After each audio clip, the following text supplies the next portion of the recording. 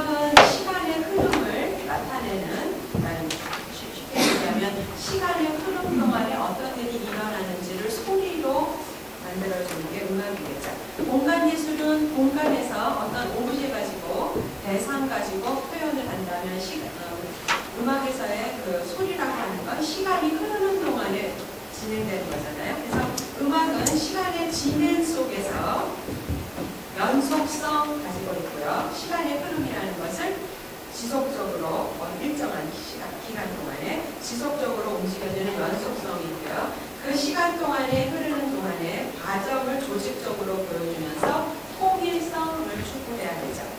그러면 연속성하고 통일성이라고 하는 건 동전의 양면 같아서 사실은 거의 음악이 시간이 흐르고 났다 하면 동시에 추구되는, 하지만 각각의 추구하는 방법이 달라야 된다는 걸 이제 보여드리겠습니다. 학생들한테 예술을 왜 가르쳐야 되느냐? 사실은 음악은 다른 어떤 예술보다도 조화를 가리킵니다. 기본적으로 음악은 시간 예술이라는 걸 설명드린 대로고요. 그러면 시간의 흐름이라는 게 굉장히 중요하고요. 흐름 동안에 진동이 공기 중에 물체의 마찰로 인해서 공기 중에 진동이 일어나죠. 우리가 이게 하는 게 이게 지금 공기가 마찰되면서 나타나는 일종의 진동들. 근데 얘를 음악적인 소리로 쓰지 않는 이유는 이 진동은 불규칙적인 소리죠. 예를 들면 이렇게 설명을 했어요. 피타고라스가 그리스에서 설명할 때의 진동은 일정한 길이로 이것을 팽팽한 줄 하나를 팽팽하게 줄을 놓고 그 줄을 튕겨요. 그러면 그 진동에서 나오는 소리를 예를 들어서요. 도라고 본다면 이제 그 진동의 똑같은 편의 길이를 반으로 자르겠어요. 2분의 1. 그러면 2분의 1로 잘랐을 때 그 똑같은 텐션에 진동을 준다면 이 소리가 나긴 날 텐데 무슨 소리가 나냐 하면 처음에 들렸던 소리보다 옥타브 위의 소리가 나요.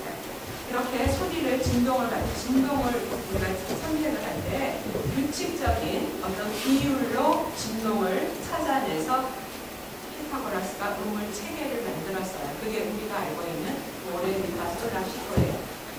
예를 들어서 이만큼 된 것을 이거의 소리를 A라고 한다면 이제 얘가 반을 잘라서 2분의 1이 됐을 때 이거의 소리는 이 A보다 옥타브가 높아요. 그 다음에 얘를 3분의 2로 잘랐을 때 3분의 2에 해당하는 것이에요. 이 두 개로 나눴을 때 하나가 아니라 세 개로 나눴을 때 두 개로 자르면 이 여기에서 나는 진동, 금방 말씀드린 대로 공기 중의 진동, 여기에서 나는 진동의 소리는 이 A보다 5도가 높아요. 똑같은 방법으로 자 이제 4개를 잘라서요. 4개를 잘라서 요만큼의 길이를 4개로 자른 거에 3개를 비교를 한다면 그 소리는 지금 A보다 4도가 높아요. 음악에서는 소리는 소리의 합이어야 돼요. 예를 들면 이거죠. 제가 노래를 부르겠어요. 제가 여기서 도 하면은 우리 조교 선생님이 레, 선생님이 미 그러면 도, 레, 미 이렇게 불러요. 혹은 내가 도 그러면 도, 미, 솔 이렇게 부르겠죠. 그러면 선율이 여러분들은 도, 미, 솔이라고 하는 소리를 들을 거예요. 이제 우리가 이 소리를 동시에 내겠어요. 그러면 셋이서 똑같이 도, 솔 이렇게 소리가 나겠죠. 전자가 난 게 선율이에요. 후자가 난 게 화음이에요. 그건 다 아시죠? 여러분 음은 소리의 합이어야 돼요. 그 다음에 음악은 사실은 시간의 흐름이니까 시간의 흐름이라고 하는 것은 순서가 있겠죠. 그 순서대로 하나씩 전달되는 거에 의해서 의사 전달, 마치 표현인 것처럼 그렇게 설명을 드릴 수가 있겠습니다. 따라서 음악은 공기 중의 진동을 규칙적인 진동으로 하는 소리를 만들어져 있고요. 그 소리라는 게 말씀드린 대로 저렇게 특정한 관계의 음들로 진동을 만들면 우리가 그것을 재료로 사용하면서 음이라고 단어를 붙여주죠. 그런데 그 음들은 공기 중에 진동이 순간에 일어나지만 사실은 그 하나는 역할을 하지 못한다 했어요. 음이 여러 개가 조합이 돼야 돼요. 그래서 이제 이런 결론을 나름대로 내릴 수가 있겠습니다. 음악은 시작에서부터 끝까지 소리를 전부 다 들은 후에, 예를 들어서 연주를 다 들은 후에 그 음악 전체의 의미를 인지한다. 이 부분이 공간예술과 시간예술이 굉장히 중요한 차이예요. 공간예술은 홀에 들어가자마자 갤러리에서 그림을 봤어요. 그러면 한순간에 그림의 전체를 볼 수 있죠. 이게 공간예술이 가지고 있는 굉장히 좋은 장점이에요. 하지만 시간예술의 약점은 뭐냐면 음악을 듣는다고 시작을 했어요. 시간이 흐르는 동안에 뭔가가 일어난 걸 다 들었어요. 문제는 뭐냐면 앞에 들은 걸 잊어버렸어요. 그래서 시간예술에 있어서 전체를 파악하라는 한다는 게 굉장히 어려운 문제예요. 여기에서 음악을 하는 사람들이 받아야 되는 훈련이 바로 기억력의 훈련이에요. 따라서 소리는 기억할 수 있는 능력을 가지고 있어야 가능해요. 지금 이 순간에 소리를 이해하고자 한다면 앞에서 무슨 소리에서 왔는지 앞으로 무슨 소리로 갈 건지라는 과거와 소리가 진동이 나는 현재와 그 다음에 미래를 아울러서 맥락으로 이해하지 않으면 음악은 이해가 안 돼요. 소리는 현재에만 존재하지만 음악에서 소리에 대한 이해는 내 지금 now, right now가 아니라 그 이전에 before, 그 다음에 now, 그 다음에 현재가 지속해 나가는 미래, after가 함께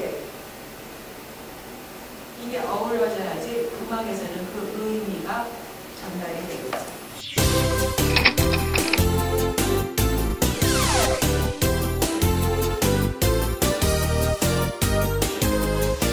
반복과 대조라고 그런 기법을 이용해서 시간이 어떻게 흐르는지를 조절하는 게 작곡가들이 가장 많이 생각하고 있는 테크닉이에요. 그러면 반복과 대조를 이루는 요소는 뭘까요? 이제 오늘 제가 그것을 한 1시간 정도 선생님들한테 설명을 드려야 돼요. 반복과 대조라고 하는 요소는 지금 여기서 열거해진 대로 음악의 이완성, 이것을 상호보완적으로 움직여요.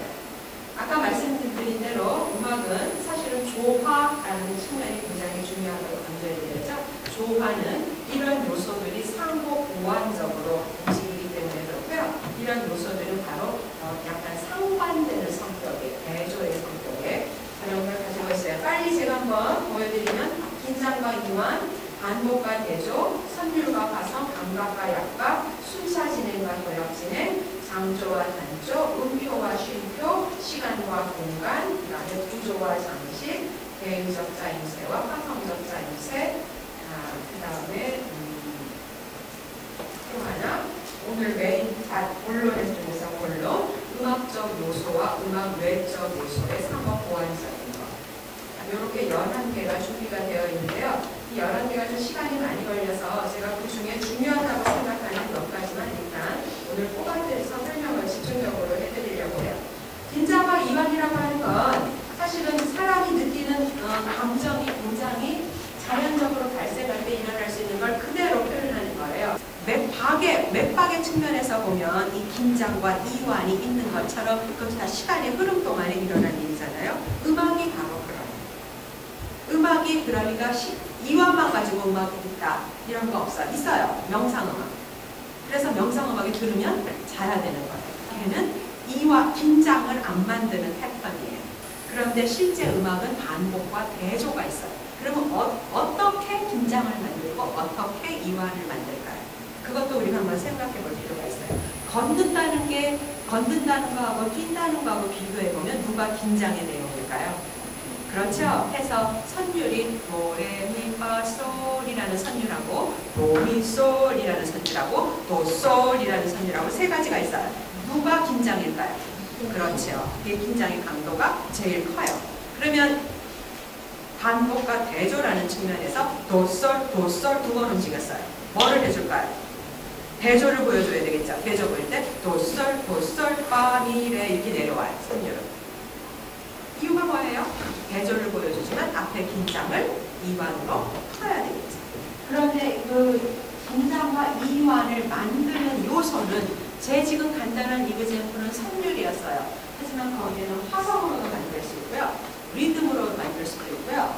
그 다음에 선율적 요소, 형식적 요소 이런 다양한 변수들이 들어가서 긴장과 이완을 만들어낼 수 있어요. 중요한 건 긴장과 이완을 무턱대고 만드는 게 아니고요. 클라이막스를 가져요. 오늘의 하이라이트. 자기가 하루 시간 중에서 주되기에 써야 되는 우리의 메인 저기가 있잖아요.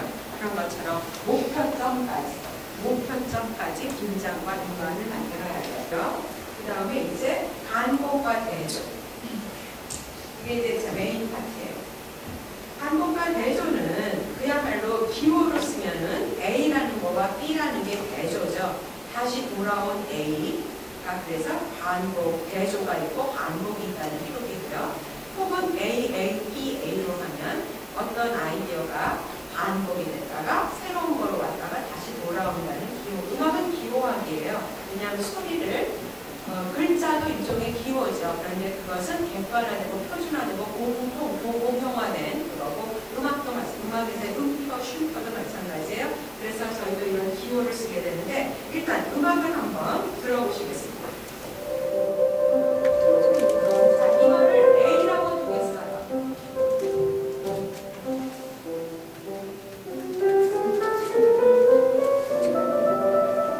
A가 반복이 되는 걸 들으실 거예요.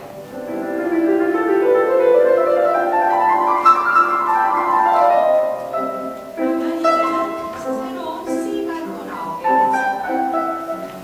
지금 하는 걸 이해를 하셨어요?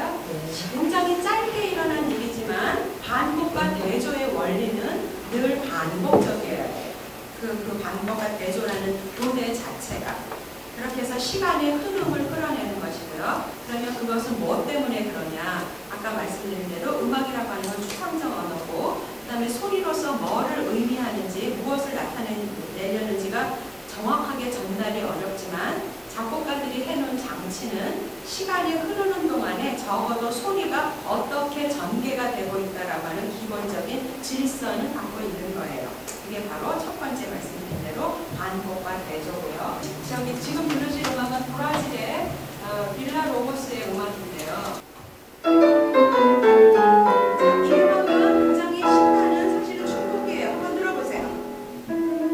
자, 이것을 우리가 시작한 대로 A로 넣겠어요. 자, 이 A를 반복을 하네요. A, B, A, C, A를 들으실 수 있고요. 바로 음악이 두 발씩이라는 것을 이런 데서 알 수 있어요. 처음에 시작하자마자 감상해서 처음에 감상하는 그거를 훈련할 때 저희가 많이 하는 건 시작해서부터 끝까지 음악을 계속 틀어주는 게 아니고요. 첫 부분을 반복적으로 몇 번 틀어요. 그래서 가장 기본적인 아이디어가 뭔지를 머릿속에 익히고 난 다음에 그것을 반복시키는 것이 어디에 있는지를 찾는 훈련을 해요. 그림으로 그린다면 이렇게 아치가 되는 여기에 C, 맞죠? 여기에 A, B, AC, 그 다음에 B, A, 그 다음에 여기에 A, B 이런 식으로 이렇게 지금 여기 이 C하고 B, A가 지금 생략이 됐지만 이런 식으로 균형 맞춰주는 거, 그 다음에 그 사이에 다른 아이디어 가지고 조화 잡아주는 거 이런 것을 파악을 하실 수 있어요. 자, 선율과 화성. 자, 선율과 화성에서는 선율은 다 아실 거예요. 기본적으로 우리가 노래방 가서 노래 부르잖아요. 그죠? 노래 부를 때 이 노래는 선율이지만 반주 기기가 하는 게 화성이죠. 선율 자체는 화음을 내포하고 있어요. 그런데 실제적으로 두 가지 서로 상반된 명제가 있는데요. 선율은 화성으로부터 나온다. 그 다음에 또 하나는 화성은 선율의 결과이다. 서로 사실은 출발과 결과가 반대가 되는 상반된 거예요. 그런데 서양의 음악은 선율의 음악으로 시작을 했죠. 왜냐하면 종교 음악일 때 가사를 가져야 되는 이유 때문에 선율이었다가 선율이 화성까지 이끌려야 되는, 그래서 우리가 교향곡을 듣거나 하게 되면 베토벤 같은 작곡가는 화음을 고려했을 거예요. 하지만 옛날의 종교 음악은 선율을 고려했어요. 그 다음에 강박과 약박이라는 것 때문에 사실은 박을 구별하는 건 리듬에 있어서 굉장히 중요해요. 박은 두 가지 패턴이에요. 강약을 두 개씩 묶으면 어떻게 될까요? 강약, 강약 이렇게 되겠죠. 박을 세 개씩 묶으면 어떻게 될까요? 강약약, 강약약 이렇게 되겠죠. 사실은 4분의 4박자라는 것도 써요. 하지만 4박자는 몇 박자의 패턴이냐면 2박자의 패턴이에요. 그러니까 우리가 걷는 거는 2발이기 때문에 2박자로 해요. 4분의 4박자가 행진곡이지만 걔는 2박자 패턴. 오른발, 왼발, 오른발, 왼발. 그런데 우리가 왈츠, 춤을 추고 돌아야 된다면 추는 거는 몇 박자로 돌아야 될까요? 3박자. 왜냐하면 삼각형을 그려야 돌 수 있죠. 네, 박은 이렇게 중요해요. 그래서 박치는 제가 이제 우리 음악의 이해 같은 수업을 음악 전공 아닌 무슨 공대나 인문대나 이런 학생들하고 학기마다 해요. 지금 자 음악을 듣고 얘를 걸어야 할지 왈츠를 춰야 할지 발을 흔들어 주세요. 그런데 왈츠를 주는데 걷는 애들이 있어요. 그러니까 박자 안 나오는 거예요. 얘네들이 박치예요. 이게 박치예요. 그런데 강박하고 약박은 음악에 있어서 왜 중요하냐 하면 바로 리듬감을 줘야 되기 때문에 중요해요. 강강강 이렇게 못 가요. 양양양 이렇게도 못 가요. 강약이 교대로 일어나요. 그래서 그런 의미에서 얘도 상호 보완적으로 움직여야 된다는 거죠.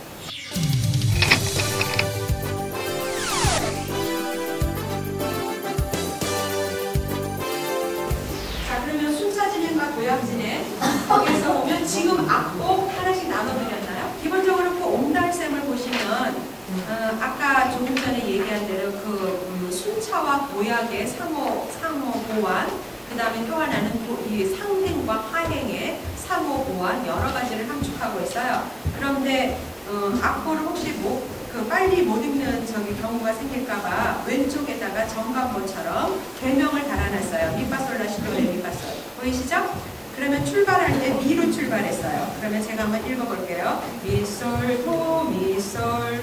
그러면 걔가 파가 빠진 파로 돌아와요. 파라라. 그럼 파하고 라 사이에 누가 빠지죠? 솔이 빠졌어요. 솔 시레 파 누가 빠졌어요? 미레 도 이렇게 나와요. 도약과 순차는 상호 보완적으로 움직여요. 순차와 도약은 상호 보완적이에요. 이 선율은 또 하나 앞에서 반복과 대조가 이렇게 드렸죠? 미솔도 미솔 깊은 산소 옹달샘 누가 와서 먹나요? A. 맑고 맑은 옹달샘 누가 와서 먹나요? A 다시. 새벽에 토끼가 눈길이고 일어나 세수하러 왔다가 물만 먹고 가지요. A, A, B, A. 음악은 반복과 대조로 일어나요. 자, 이제 실제 음악 하나 물어보시겠습니다. 여자의 마음이에요. 자, 똑같은 방법으로 정강보처럼 보시면 되겠고요. 네, 그러면 이제 제가 읽어드릴게요. 미, 미, 미, 솔, 파, 레로 가죠. 왜냐하면 미는 이미 들었거든요. 그러니까 미, 미, 미, 솔, 파, 레 이렇게 가요. 그 산을 그림이라고 생각하시면 이제 그게 반복될 거예요. 레, 레, 레, 파, 미, 도 보이세요? 맞아요? 그러면 이제 다른 아이디어 나와야 되겠죠? 이번에는 올라갔다 내려가는 게 아니라 그냥 한꺼번에 내려가요. 미, 레, 도, 도, 시, 시. 이게 반복이에요. 레, 도, 라, 라, 솔, 솔. 이해하세요? 그러면 순차와 도약으로 어우러진 거를 판단하는데 중요한 건 거시적으로. 여기는 산이 별로 없어서 잘 모르겠는데 저 산은 대부분 분지여가지고 차 끌고 딱 나가면 앞에 산들이 첩첩이 있어요. 그런데 작은 산들이 멀리서 보면 산 고무리끼리 선을 만들죠. 산 등성이. 그거랑 똑같아요. 미, 미, 미, 솔. 꼭대기의 산. 레, 레, 레. 뭐로 가요? 파. 그렇죠. 그 다음에 미. 그 다음 뭐로 가요? 레. 그래서 솔, 파, 미, 레라고 하는 선율선 순차를 하나 만들어놨어요. 이게 굉장히 중요한 포인트예요. 자, 이해하세요? 따라오세요? 그러면 이제 그 다음 세컨 그 시스템에서 두 번째 단에서 레, 레, 레, 솔, 레, 레하고 솔 들었거든요. 그랬더니 걔가 그 다음에 빠지는 미, 미, 미, 미, 라, 미 이렇게 갔어요. 그 다음에 솔, 솔, 솔, 라, 솔, 파, 미, 레도 순차로 내려왔어요. 도약 순차 어우러졌죠? 그런데 요번엔 산이 어떻게 만들어졌어요? 레, 레, 레, 솔, 미, 미, 미, 라 하고 요번엔 내려오는 게 아니라 대조되게 올라가고 있죠. 맞아요?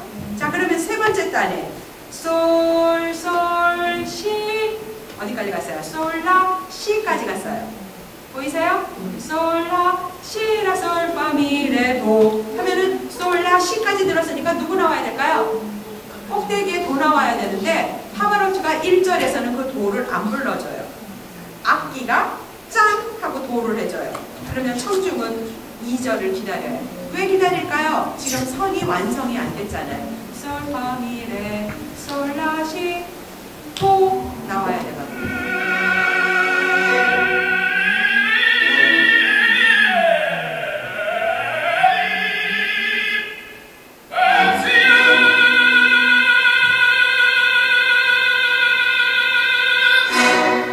저기에 왜 이렇게 집중하시는지 알겠죠? 저렇게 되면 이제 막 사람들이 박수를 쳐야 되는 거예요. 왜냐하면 기대했던 소리, 그 다음에 선율이 음악이 완성되는 소리. 그래서 이 연주자는, 그러니까 작곡가들이 의도적으로 저렇게 박수를 받을 수 있게끔 저런 장치를 해놓는 거잖아요. 아리아들은. 그런데 여하간에 중요한 건 이 지금 선율의 내용 중에서 선율이 아름답다 이러는 거를 감상을 하겠죠. 그 다음에 선율이 불러가지고 귀에 싹 들어오고 몇 번 부르면 딱 이 각대 이거랑 정사랑 맞아서 내가 따라 부르고 이것을 레퍼토리에 쓸 만큼 된다 하면 어떤 특징을 가지고 있어야 되겠죠. 특징적인 성격을 가지고 있어야 되는데 특징적인 성격을 가지고 있는 걸 잘 파악해보면 사람이 이해할 수 있는 성격을 그 안에 내포하고 있는 거예요. 자연스러운 성격. 그게 바로 뭐냐면 지금처럼 순차와 도약을 딱 어우러져서 들으면 딱 이게 가요. 내가 지금 이 얘기를 말씀을 드리는 이유는 음악이 시간 예술이라는 거는 시간은 기대를 해야 되는 expectation, 기대가 있어요. 지금 얘기해서 미미미 솔 파레 이렇게 내려왔어요. 그러면 솔 파레 미에서 솔 파레까지 들었어요. 레레레 파 미도 이렇게 들었어요. 그러면 산이 솔 파로 들었기 때문에 기대는 어디로 갈까요? 미로 오겠죠. 그래서 그 다음 선율이 미, 레, 도, 도, 시, 시, 레, 도라 이렇게 가는 거예요. 이런 기대를 끌어내는 거. 이게 굉장히 좋은 작곡가들의 작품에서 나타나요. 이런 게 없으면 음악이 어려워지는 거예요. 들으면 뭔지 잘 모르겠어. 잘 안 외워져. 이런 것들은 이런 질서를 기본적인 걸 이런 것의 내용을 담고 있지 않아요. 장조와 단조 할 거예요. 얘는 또 음악에서 3어 5완적인데 그러면 장조와 단조는 서양의 음악은 참 신기하죠. 음은 7개를 써요. 그러면 7음계라고 얘기하죠. 도레미파솔라시도예요. 그런데 걔네들은 서양 애들은 도레미파솔라시도를 가지고 똑같은 재료를 가지고 밝은 느낌도 썼고요. 똑같은 재료 가지고 우울한 느낌도 만들었어요. 그게 장조와 단조예요. 예를 들면 도레미파솔라시도를 피아노가 없어서 그런데 도레미파솔라시도로 단주를 하면서 노래를 하면 이 모두 이 음계의 분위기가 밝고 즐거운 그런 분위기가 나요. 근데 똑같은 음계인데 이거를 라시도레미파솔라로 음계의 질서를 바꿨어요. 순서를. 이해가 되시죠? 그럼 이게 단조예요. 이렇게 되면 노래가 쓸쓸하다, 우울하다 이런 거로 표현이 되는 모드로 바뀌어요. 이거 왜 중요하냐면 같은 재료를 가지고 밝은 느낌, 쓸쓸한 느낌을 다 표현할 수 있는 게 서양의 음질서예요. 이게 굉장히 중요한 컨셉이에요. 그런데 그 장조와 단조를 상호 보완적으로 쓰여요. 그래서 그 음악을 하나 들어보실 텐데 조수미가 부르는 이능열의 콧구름 속에를 한번 일단 들어보시죠.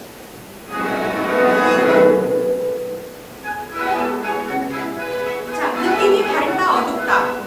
밝다.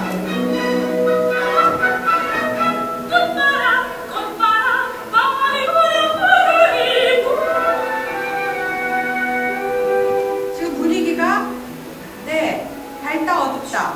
어둡다.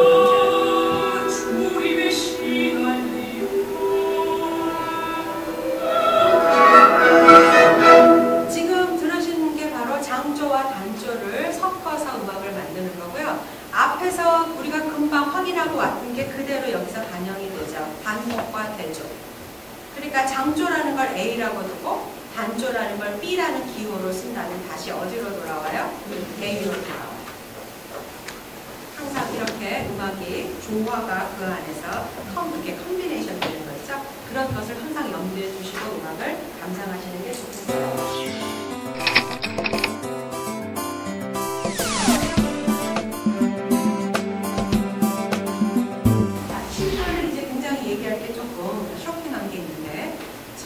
음악은 그러니까 음악에 있어서 소리가 음표로 표기되겠죠. 그런데 소리로만 음악을 만들면 우리가 말을 할 때 마치 비유를 드는 거예요. 말을 할 때 말 사이사이에 쉼표, 쉬어야 되고 그 다음에 상대방이 어처구니 없는 말을 하면 침묵으로 응답도 해야 되고 이런 사일런스가 있어야 되는 것처럼 소리라는 커뮤니케이션 안에서는 소리 자체도 있지만 그 소리 사이사이에 뭐가 있어야 될까요? 침묵, 사일런스가 있어요.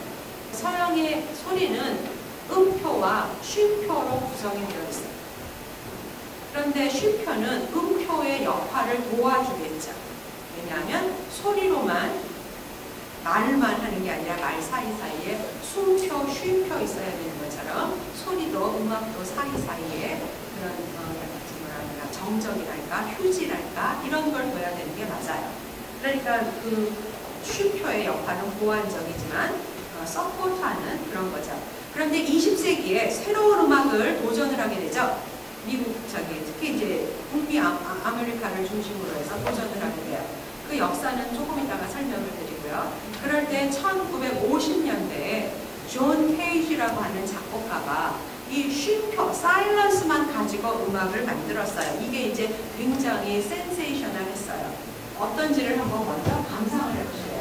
실제 지금 이 음악은 제가 음악이라고 얘기하고 동사를 들어야 된다는 단어를 쓰는데도 불구하고 여기서 들을 게 지금 아무것도 없어요. 사실은 얘를 지금 보기만 해야 돼요. 왜냐하면 음악 자체를 작곡가가 사일런스로 만들었어요. 그럼에도 불구하고 아까 시작에서 제가 음악의 데피니션을 드릴 때 시간의 흐름을 소리로 나타낸다 설명을 했죠. 그런데 소리가 없는데 시간의 흐름을 보여줘야 되잖아요. 음악이니까, 시간 예술이니까. 이 연주자가 초연 연주자예요. 이 초연 연주자는 그래서 뭐를 갖고 나오냐면 시계를 갖고 나와요. 그래서 시계를 딱 틀어놓으면서 이제 시계라는 게 상징적으로 시간의 흐름을 지금 파악해야 되는 매체잖아요. 그죠? 그러니까 시계를 딱 갖다 놓고 이걸 꽉 눌러놓으니까 시간이 흐르는 거예요. 러닝하고 있는 거예요. 그게 이제 1악장에서 보여질 거예요. 중요한 건 소리가 없기 때문에 피아노 뚜껑을 닫아요. 연주가 시간이 일어나는 동안에. 그러니까 소리는 만들어지지 않아요. 1악장이 끝나면 건반을 열어요. 2악장이 되면 거꾸로 뚜껑을 또 2악장이 시작하면 닫아요. 그 다음에 저 위에서 악보는 음이 하나도 안 그려져 있어요. 볼 것도 없어요. 그런데 시간이 흐름에 따라서 이 사람이 악보를 옆으로 이렇게 밀어놔요. 마치 악보를 보면서 음악이 진행하고 있는 거예요. 소리는 없지만 저 사람의 저 해석이, 동작이 I have nothing to say, and I am saying it. 제목이 4분 33초고요. 1악장 시작했어요.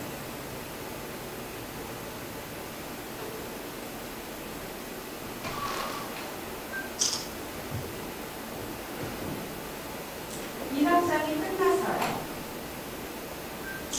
자, 2악장 시작됐어요. 자, 악보에는 아무것도 안 그려져 있어요. There were a lot of artists. 존 케이지라는 작곡가가 미국에서 활동하는 작곡가였는데 현대 음악에서 우연성 음악이라고 해서 이게 이제 하나의 어떤 새로운 장을 열었어요. 여러 가지를 설명할 수 있어요. 이게 지금 창의 개발 뭐 이런 인성 이런 거 지금 목적으로 수업이 전개되고 있는 것 같은데 창의성 어디서 나오냐고 우리가 예술에서 많이 얘기해요. 그러니까 쉽게 얘기하면 우리 말대로 풀면 예술에서 새로운 거 어디서부터 나오느냐. 제가 말씀드릴 수 있는 새로움은 전통에서부터 나와요. 그러면 이제 우리 학생들이 물어보죠. 선생님 저거는 전통이랑 전혀 상관없어요. 전통이려면 소리가 나야 되는 게 음악이고 전통이려면 연주가 돼야 되는데 쟤는 그런 거 아니잖아요.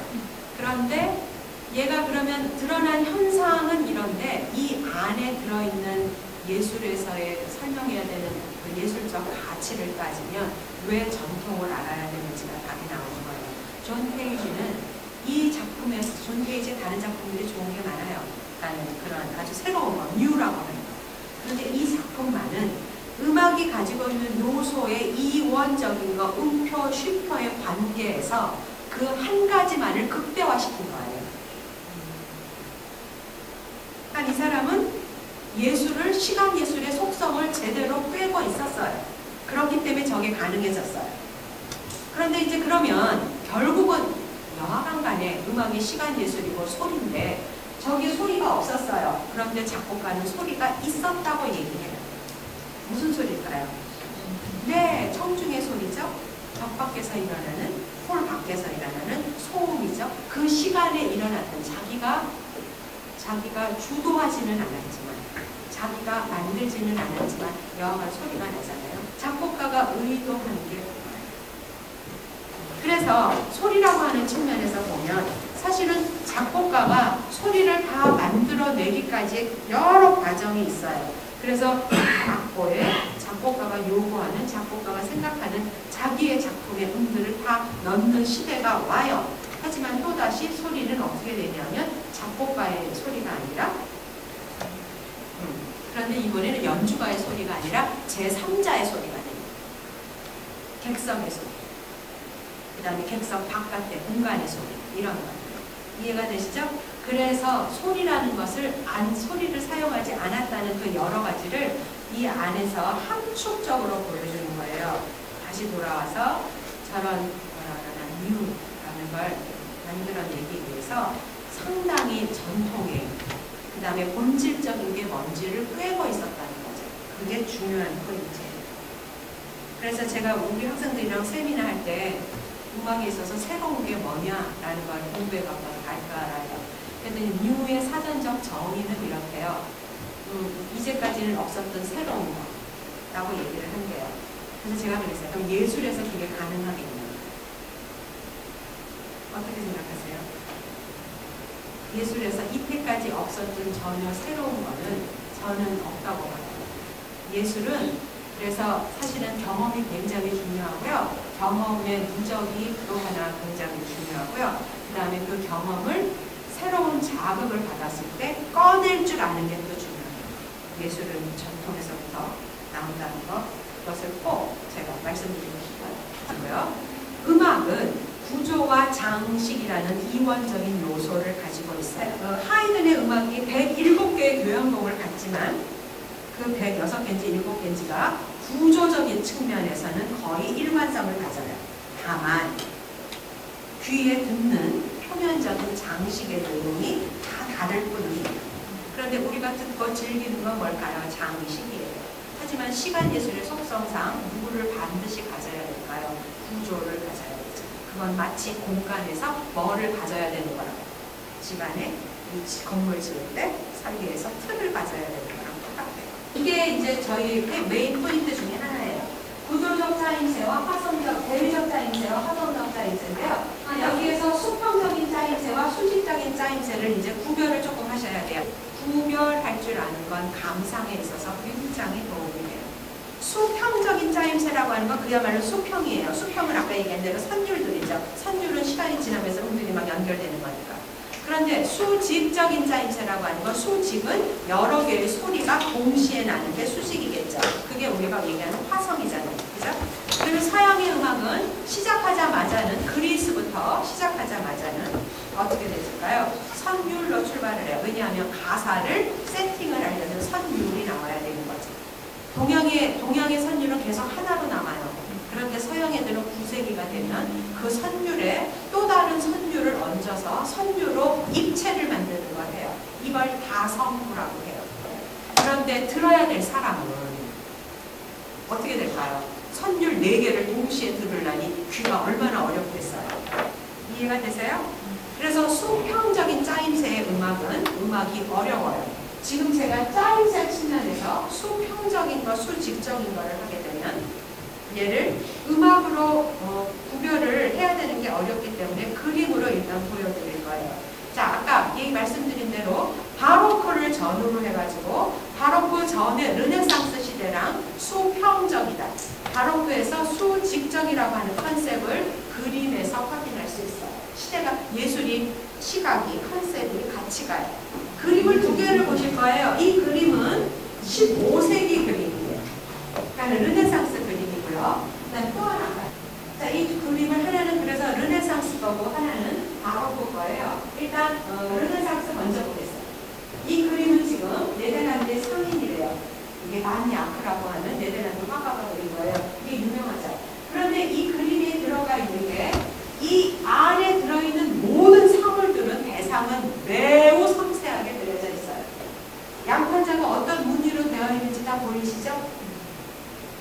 르네상스의 그림은 이렇게 아주 섬세하게, 그 다음에 이 반 야크가 이 그림을 그려주고 저 거울 위에다가 자기 사인까지 했어요. 굉장히 구체적으로 그려요. 이 말 뜻은 뭐냐면 얘를 소리로 비유를 하자면 네 사람이 노래를 한다고 쳐도 네 사람이 소리에 선율의 그 하나하나를 다 들어줘야 되는 거예요. 자, 이 그림은 바로크예요. 자, 얘는 그림의 내용이 뭐냐면 오른쪽에서 저 오른쪽에 창이 있는 것 같아요. 거기서부터 빛이 들어와요. 이 제목이 신야들이거든요. 궁안에 있는 화랑인데 공주가 아마 모델인 그림을 그리는 것 같아요. 그 다음에 저 뒤에 왕과 왕비가 액자 속에 들어가 있는데 사진인데 쟤는 있다는 것만 판단이 되지 어떤 건지 전혀 우리가 실제를 디테일하게 볼 수가 없죠. 여기에서 뭐만 제일 명확하게 있는 그대로를 그렸죠? 빛이 들어오는 방향에 서 있는 공주와 시녀예요. 이게 바로크의 미술이에요. 그러면 이게 바로크의 음악이면 어떨까요? 저렇게 많은 소리가 들린들 집중해서 들리는 소리는 누구겠다? 오페라처럼 선율. 이해가 되세요? 네. 하나 이거를 비유를 들자면 무슨 짜임새? 화성적 짜임새. 그 다음에 앞에 거를 무슨 짜임새? 네. 수평적, 대위적 짜임새. 그러면 대위적 짜임새라는 건 뭐예요? 여러 선율들을 한꺼번에 들어야 합니다. 이거 같은 경우에는 들어야 될 때 딱 집중돼 있어요. 선율과 화성과. 비유가 이해가 되시나요? 네, 이게 지금 그 시대의 컨셉은 예술 안에서 같이 가요. 그래서 지금 이거 가지고 음악으로 얘를 비교를 해드리니까 음악이 어려울 것 같아서 제가 미술로, 시각으로 이 시대를 말씀을 드렸습니다.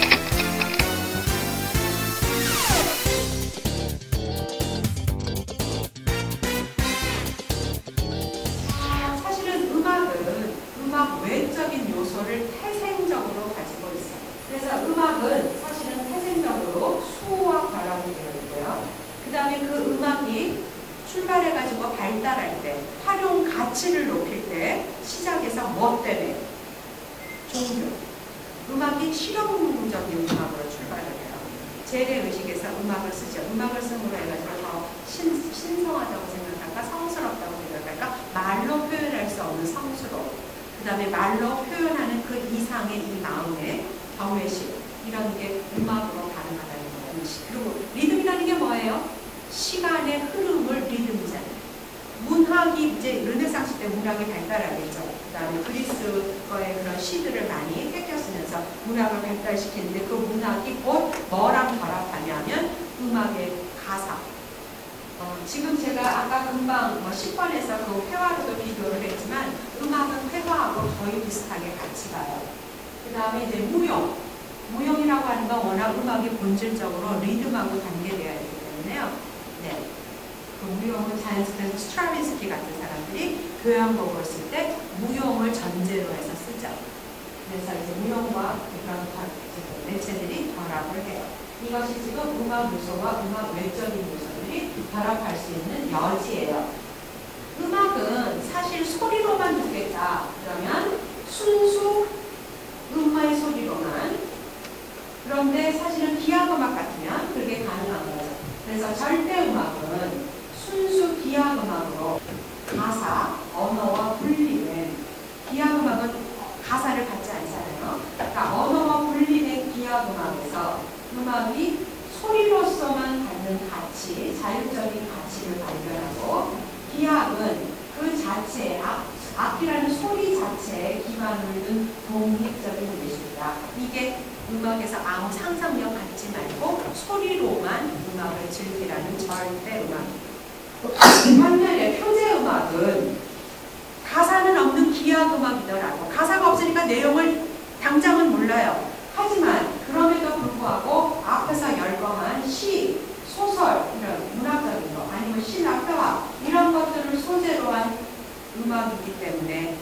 기악 음악의 소리를 듣더라도 뭐가 필요할까요? 상상력이 필요해요. 그러면 음악은 정리를 해드릴게요. 음악은 공간 속에서 경험하는 시간의 흐름이며 과거, 미래까지 맥락으로 엮여야지 그 의미가 나타난다. 그 다음에 음악은 지금 이원성 쭉 살펴봤는데 이 이원적인 요소들이 여러 가지 다양한 방법으로 조합을 하죠. 그런데 이 요소들이 순차와 도야, 그 다음에 쉼표와 음표, 그 다음에 또 하나 아까 여기서 장조와 단조가 동시에 묶이기도 하지만 뭐를 집중적으로 판단하게끔 개별적으로 움직이기도 해요. 그런 의미에서 맥락을 이해하시는 게 필요해요.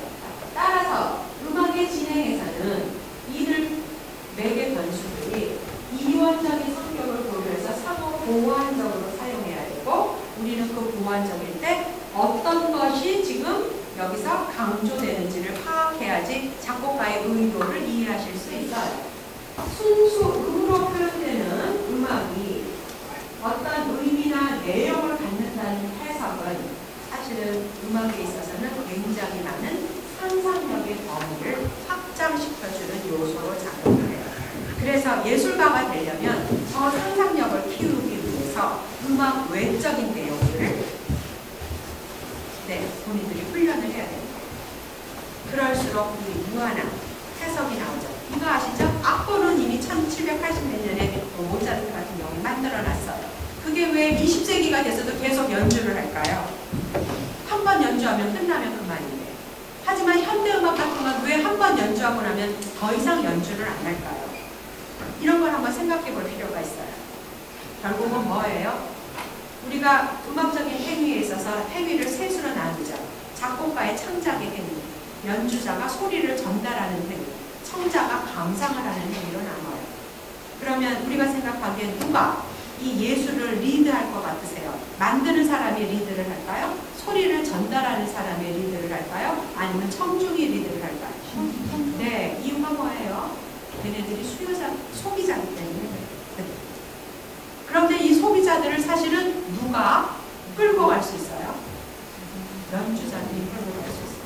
그러니까 연주자가 어떤 상상력을 가지고 이거를 주느냐에 따라서 청중은 굉장히 좌우해요. 그런데 지금 이 시대의 연주가 사실은 그렇지 못해요. 네, 그게 지금 우리가 가지고 있는 문제점 중에 하나예요. 자, 오늘 제 말씀은 여기까지 드리도록 하겠습니다. 지금 말씀드린 거는 음악에 있어서 어떤 나름 원리라고 할까? 아니면 소리의 질서라고 할까? 그런 거에 해당하는 거예요. 그래서 이런 거를 좀 알고 계시면 앞으로 새롭게 접근하는 어떤 것들에 대해서 좀 나름대로 자기 판단이, 주관적인 버전이 생기실 수 있어요. 네. 그래서 그런 면으로 좀 도움이 되는 시간이었어요. 마지막 판. 감사합니다.